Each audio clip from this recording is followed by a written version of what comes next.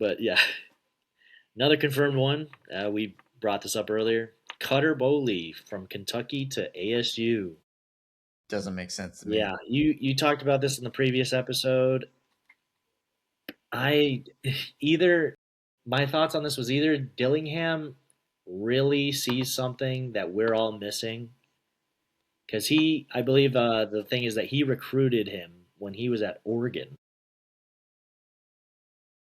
but man, he was. I think you corrected me in the chat. I think he was 15 touchdowns to 12 interceptions this year. What about that made you think this was a step up from Levitt?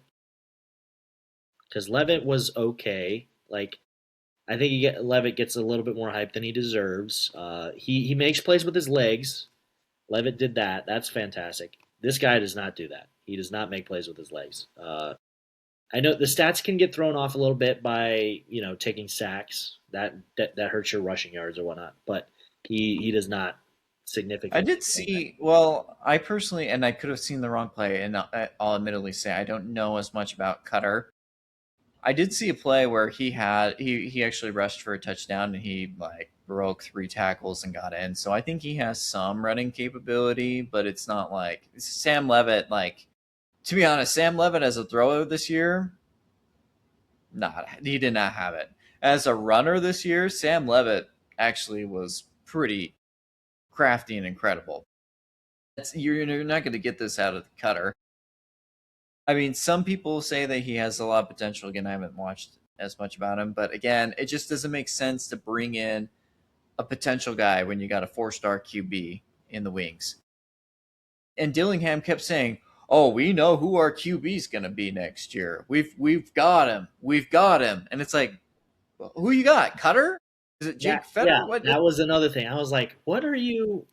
Who Who are you referring to? there's this was who you're referring to is we were so happy like Because he talked about him like he was getting the best quarterback in the nation. He's like, we're well, good, we're we totally all thought it good. was Bryce Underwood for a little Yeah, bit. we thought it was a previously 5-star recruit who underperformed this year but had plenty of time to develop.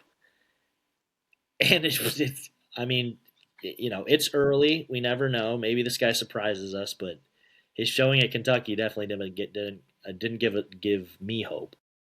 Now, I will give if him there's I will give him this last thing. I will give him a little bit of grace because I also watched 3 years of Bo Nix at Auburn where he looked bad.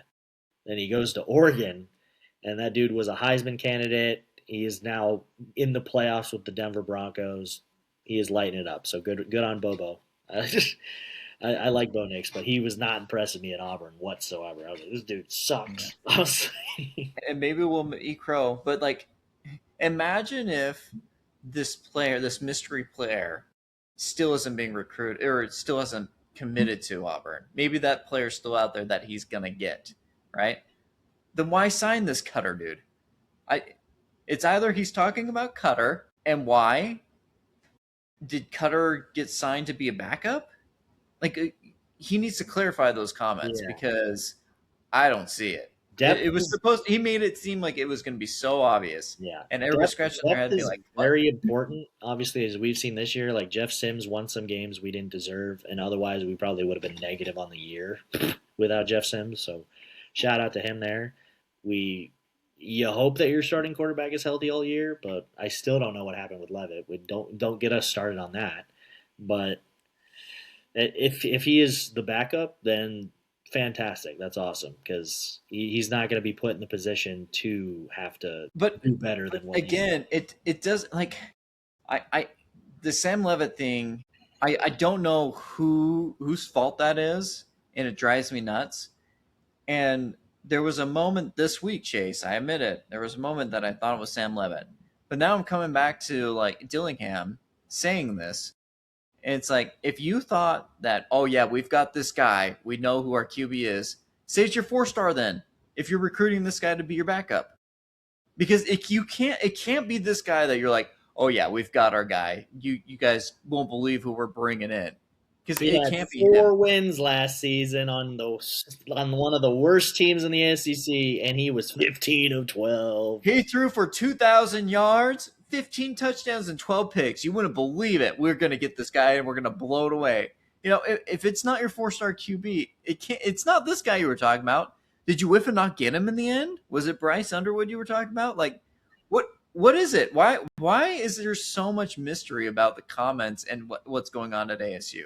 Why can we just never know these things?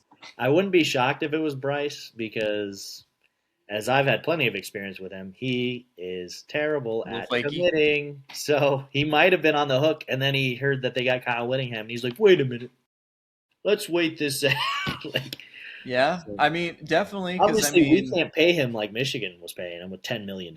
So, like, well, yeah, and I mean, Kyle Whittingham might have been, and Jason Beck coming in, the new OC for Michigan, might have been the only tandem that would have been like, hey, we know how you can play. We can make a star out of you. Because you look at what's this bucket, Dampier at Utah, and they played to his skill set very well. So it could have been Bryce. There was a lot of smoke there, but if that's the only thing that would have made sense to me. And again, some clarity, please, ASU, if you can. yeah.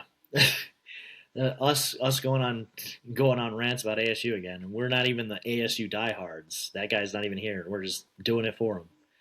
How does that team not drive him nuts? Dude, by the way, he talks about a cursed team.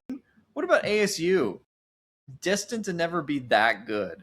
So we actually, I asked the question: is Texas Tech cursed? I was then going to rebuttal. I was like, I don't think Texas Tech's cursed. I think that the Big 12 is cursed. I think it's just the Big 12 in general because it might be the Big 12, but I mean, the only team in the Big 12 that's won a game in the playoffs is TCU. They beat Michigan, number 2, and then they got embarrassed by Georgia the next game. We don't talk about that here, Chase.